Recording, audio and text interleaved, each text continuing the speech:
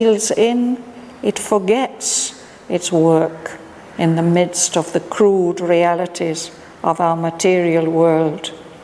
In its consciousness, it recovers, it gets back that imperial right which it had renounced in order to come here.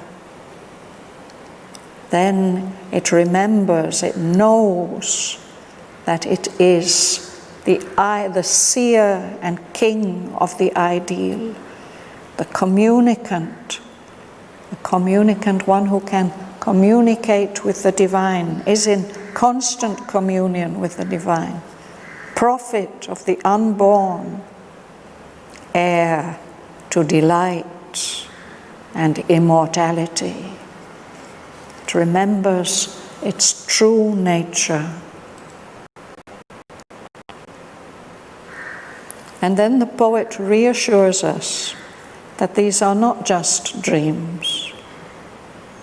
All things are real, that here are only dreams. In our unknown depths sleeps their reserve of truth, the truth that guarantees them.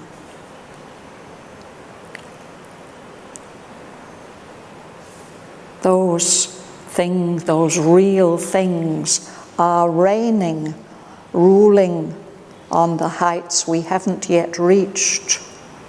And they come to us sometimes in thought and muse, trailing their robes of light. But our human dwarf will, it's so small and weak, and our cold, pragmatic sense, our senses which are not sensitive to those great subtle sensations, they are just practical.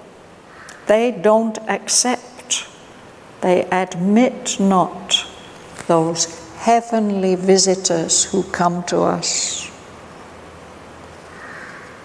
Still, they are waiting for us on the peaks of the ideal, or they are guarded in our own secret self, unseen, and sometimes flashed across our awakened soul. They are hiding from our lives their greatness, beauty, power. Our present feels sometimes their regal touch, their royal, imperial touch, and our future strives towards their luminous thrones. They gaze at us out of their spiritual secrecy, and we hear their footfalls in the corridors of mind. Our souls can climb into the shining plains. The breadths, the vast open spaces from which they came can be our home. So these next lines are about King Asvapati personally. His privilege regained of shadowless sight. The thinker entered the immortal's air and drank again his pure and mighty source. This is why I said it's like a kind of homecoming. He regains his original privilege of shadowless sight, sight without any darkness, unveiled. The thinker, Asvapati, the thinker and toiler who has come from the immortal's air, he re-enters it and drinks again his pure and mighty source, his origin. It's like a wonderful outflowing of pure energy. And he sees these unfallen planes, the planes that have not descended. He sees them immutable, unchangeable in their rhythmic calm and joy. They are sovereignly free in limitless light, the unfallen plane. The thought-created worlds, where knowledge is the leader of the act, and matter is of thinking substance made in those realms. Feeling, a heaven bird poised on dreaming wings, answers truth's call as to a parent's voice.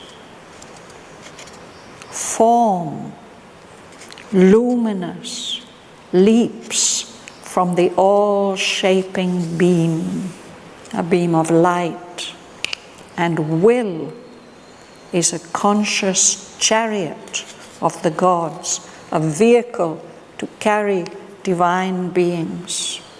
And life, the power of life, is a splendor stream of musing force. It carries the voices of the mystic suns, all the great lights of truth. A happiness it brings of whispered truth.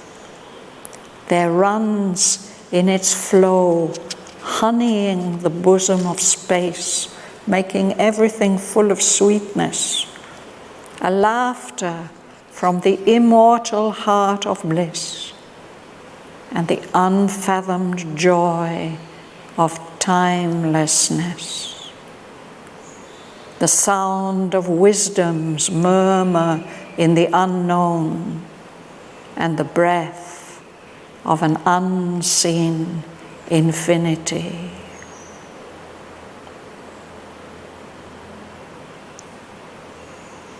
In that high realm, in gleaming clarities of amethyst air, the chainless and omnipotent spirit of mind brooded on the blue lotus of the idea, the creative thought. Clarities, absolutely clear and pure. This amethyst air.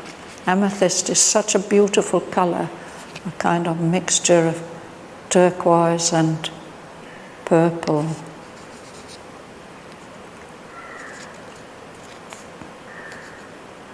This is now the chainless, unchained, absolutely free, all-powerful spirit of mind is concentrating on the blue lotus of the idea.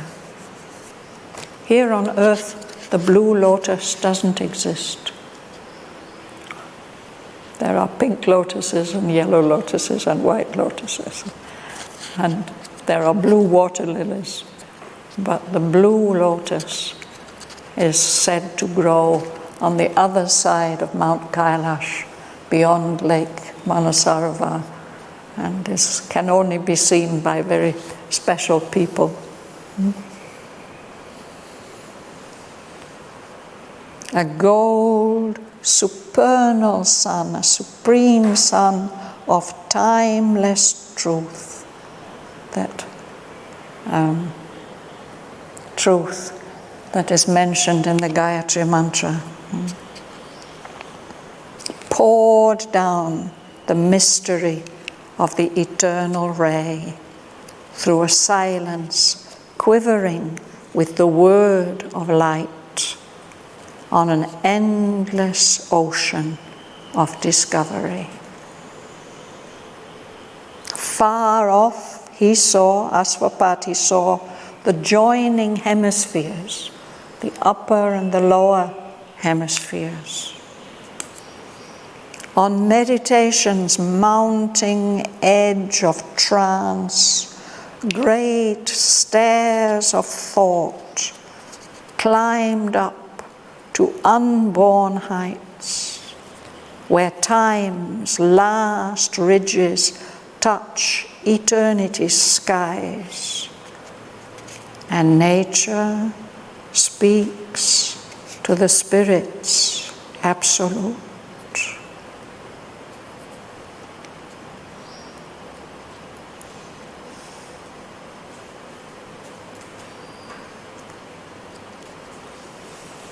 This is our introduction to the kingdom of the and Godheads of the greater mind. And today, exceptionally, we can listen to Mother's reading of a few of these lines and see the paintings which she helped Huta to make, and listen to Sunilda's composition for two of these passages.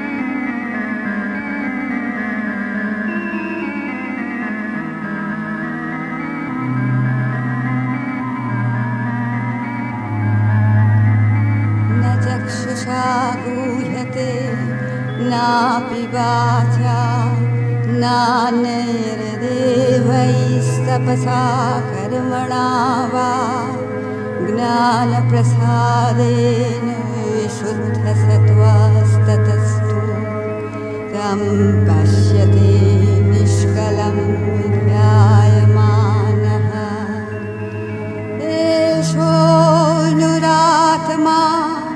चेतसा वेदितव्यो यस्मिन् प्राणः पञ्चधा सङ्निवेश प्राणैश्चित्तं सर्वभूतं प्रजानां यस्मिन् विशुद्धे विभवत्येष आत्मा यम यमलोकं मनसा संविभाति विशुद्धसत्त्वः कामयते यांश्च कामान् तं तं लोकं जयते कांश्च कामान् तस्मात् आत्मज्ञं यर्चयेद भूतिकामः.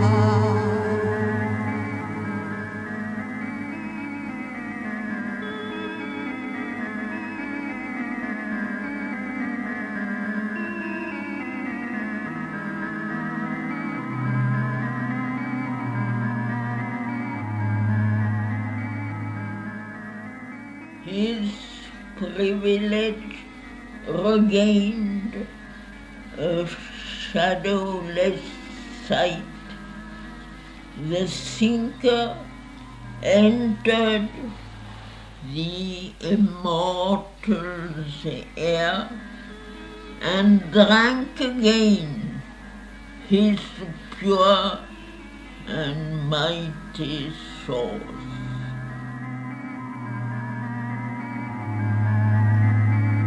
चक्षुषा गूह्यते नापि वाचा नान्यैर्देवैस्तपसा कर्मणा वा ज्ञानप्रसादेन विशुद्धसत्त्वास्ततस्तु तं पश्यति निष्कलं ध्यायमानः एषोऽनुरात्मा चेत वर्चसा वेदितव्यो यस्मिन् प्राणः पञ्चधा सन्निविवेश प्राणैश्चित्तं सर्वभूतं प्रजानां यस्मिन् विशुद्धे विभवत्येष आत्मा यम यमलोकं मनसा संविभाति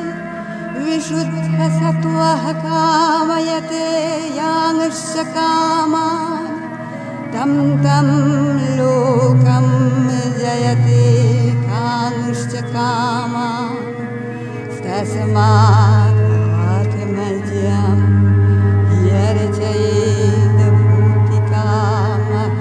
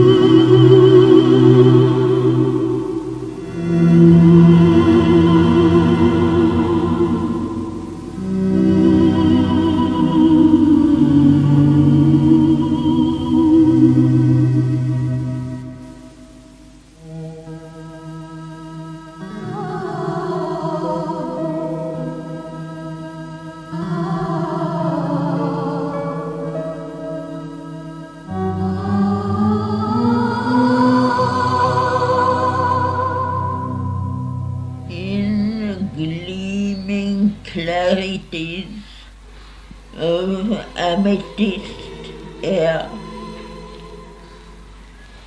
the chainless and omnipotent spirit of mind brooded on the blue lotus of the idea.